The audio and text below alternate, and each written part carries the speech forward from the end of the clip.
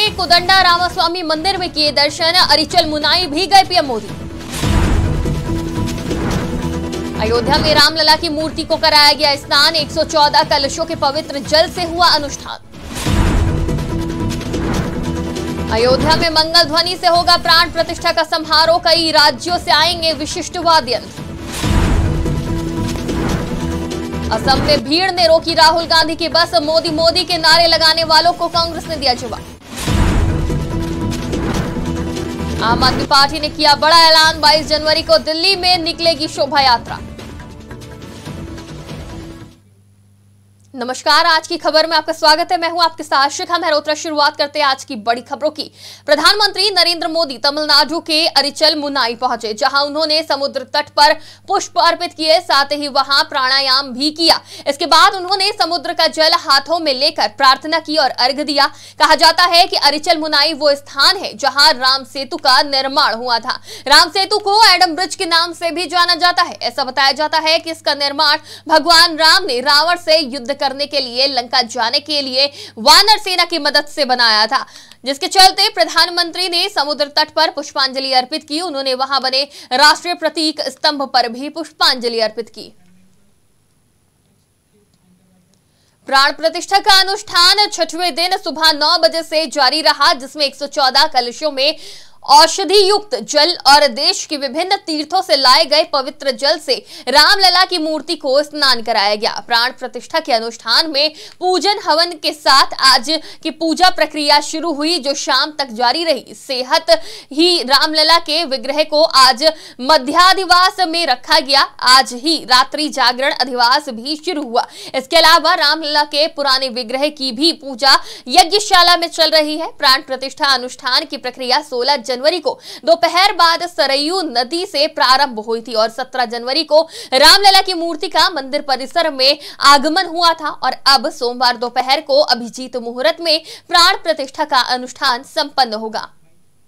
राम जन्मभूमि पर राम के मंदिर का प्राण प्रतिष्ठा कल हो जाएगी। इसके लिए 500 साल का संघर्ष हुआ है, मुगलों से, अंग्रेजों से और दुर्भाग्य की उसके बाद में स्वाधीन भारत की अपनी ही चुनी हुई सरकारों से।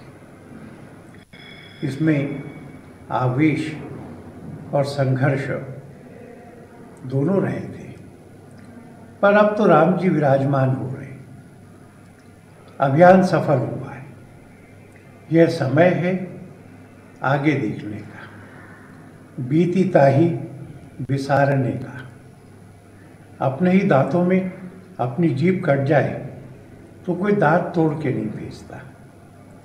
इसलिए जो कटुता का समय था उसको भूल करके पूरे समाज के साथ एक समरस वातावरण बनाकर आगे बढ़ें। राम जोड़ने वाले हैं, राम संभालने वाले हैं। इसलिए इस प्राण प्रतिष्ठा का संदेश यही होगा कि समाज में पुरानी कटुताएं और संघर्ष भूलकर सबको साथ लेकर के आगे बढ़ना होगा। पिछले को याद न करते हुए नवनिर्माण की दृष्टि से, पूरे विश्व में सुख और सौख्य बांटने की दृष्टि से अब पूरा समाज लगे, यही प्रार्थना इस अवसर के लिए। राम जन्मभूमि पर होने वाली प्राण प्रतिष्ठा समारोह की शुरुआत मंगल ध्वनि से होगी। 50 से अधिक मनोरम वाद्य यंत्र विभिन्न राज्यों से लगभग 2 घंटे तक इस शुभ घटना के साक्षी बनेंगे। इस अवसर पर प्रधानमंत्री और विशिष्ट अतिथियों की मौजूदगी में संत महंत मंगल कामना करेंगे। इसमें देश के अलग अलग राज्यों के विशिष्ट वाद्य यंत्रों का वादन किया जाएगा। बात करें अगर राज्यों की, तो उत्तर प्रदेश से पखावज, बांसुरी और ढोलक, कर्नाटक से वीणा, पंजाब से अलगोजा, महाराष्ट्र से सुंदरी, ओडिशा से मर्दल, मध्य प्रदेश से संतूर, मणिपुर से पुंग, असम से नगाड़ा और काली, छत्तीसगढ़ से तंबूरा, दिल्ली की शहनाई, राजस्थान का रावण हत्था, बंगाल का श्रीखोल, सरोद, आंध्र का घटम, झारखंड का सितार, गुजरात का संतार, तमिलनाडु का नागस्वरम, तविल, मृदंग और उत्तराखंड का हुड़क्का वाद्य यंत्र शामिल होंगे। इन वाद्य यंत्रों के स्वर से राम मंदिर में मंगल ध्वनि होगी, जिसमें कई विलुप्त वाद्य यंत्रों का संयोजन किया गया है।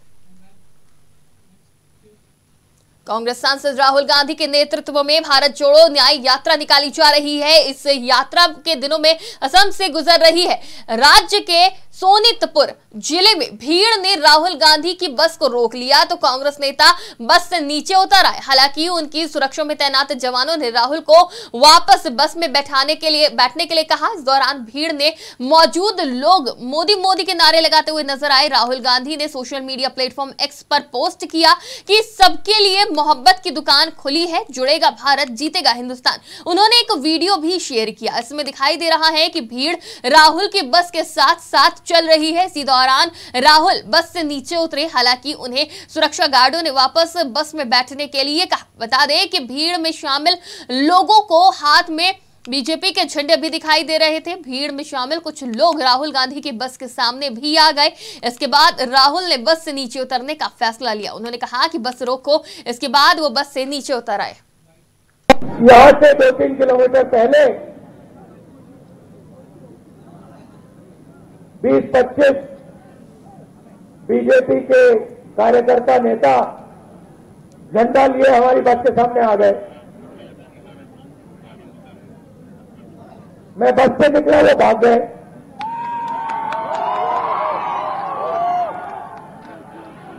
मतलब क्या समझ रखा है इन लोगों ने कि कांग्रेस पार्टी बीजेपी के कार्यकर्ताओं से, आरएसएस के कार्यकर्ताओं से डरती है क्या?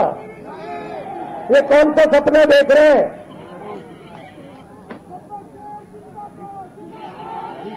जितने हमारे पोस्टर फाड़ने फाड़ लो, जितने हमारे प्लेकार्ड फाड़ने फाड़ दो, कोई फर्क नहीं पड़ता हमें।